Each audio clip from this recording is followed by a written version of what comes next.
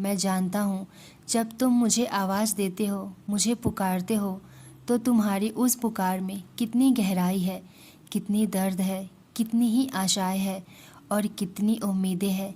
फिर तुम बताओ कि मैं तुम्हारी इस करुण पुकार को क्यों नहीं सुनूंगा। मैं हमेशा तुम्हारी पुकार सुनकर ही आता हूँ और आज भी, अभी भी तुम्हारी इस दर्द भरी पुकार को मैं सुनकर आता हूँ और आज भी, अभी भी तुम्हारी इस दर्द भरी पुकार को मैं सुनकर ही आता हूँ और मैं हमेशा तुम्हारी पुकार का उत्तर देता हूँ, इस संदेश के जरिए या फिर स्वप्न के माध्यम से। लेकिन तुम कभी कभी मुझे या मेरे संदेश को नहीं समझ पाते हो। इसका कारण मात्र यही हो सकता है कि तुम अपने जीवन में बहुत व्यस्त रहते हो या तुम्हारा मन स्थिर ना हो, वो इधर उधर भटकता हो। तुम्हें अपने आप पे, अपनी भक्ति पे संदेह होने लगता है, जिस कारण तुम अपना ध्यान खो देते हो और मेरी आवाज़ नहीं सुन पाते। कभी कभी तुम्हारे विचारों में भ्रम होता है, कभी कभी तुम्हें आसपास के लोग तुम्हारे विचारों को भटका देखते हैं और फिर तुम अपनी परेशानियों में, अपने दर्द में इतने डूब जाते हो कि तुम्हें मेरा आशीर्वाद, मेरी आवाज़ नज़र ही नहीं आती। इसलिए मैं तुमसे कहता हूँ, तुम अपनी पूरी श्रद्धा, पूरे विश्वास के साथ मेरे ऊपर, मेरी लीलाओं के ऊपर विश्वास करो।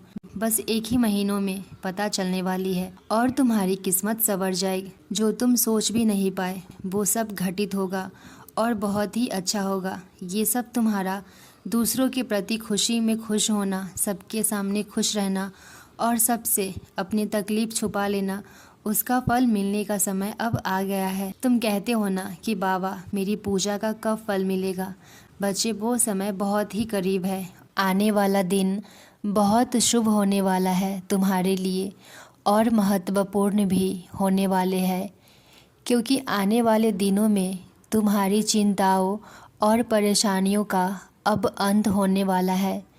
मैं अब तुम्हारे दुख भरे पल को मैं बहुत ही जल्द तुम्हारे जीवन से दूर करने वाला हूँ।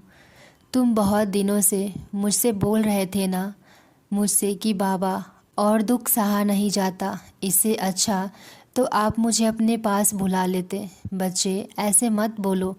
तुम्हें अभी तुम्हारे जीवन में बहुत सुख देखने हैं, अभी तुम्हारी सारी इच्छा पूरी करने हैं और मैं तो यहीं हूँ ना तुम्हारे पास। मैं कभी भी तुम पे कोई भी परेशानी नहीं आने दूंगा। मैं आ रहा हूँ बच्चे, अब सब कुछ ठीक होगा।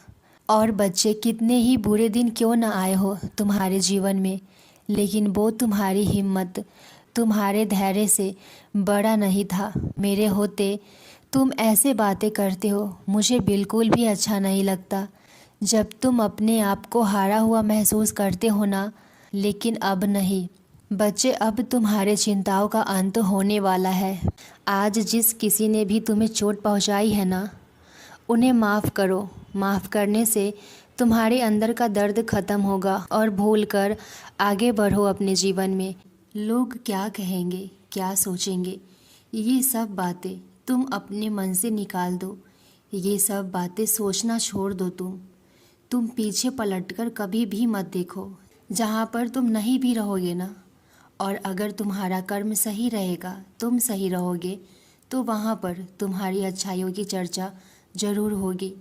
तुम बस अपने अंदर खूबियाँ ढूंढो और जीवन में बस आगे बढ़ने की कोशिश करते रहना, क्योंकि तुम्हारे अंदर गलतियाँ निकालने के लिए तो लोग बैठे हैं। इसलिए बच्चे, सपने हमेशा ऊंचा देखो, क्योंकि नीचा दिखाने के लिए ये दुनिया बैठी है।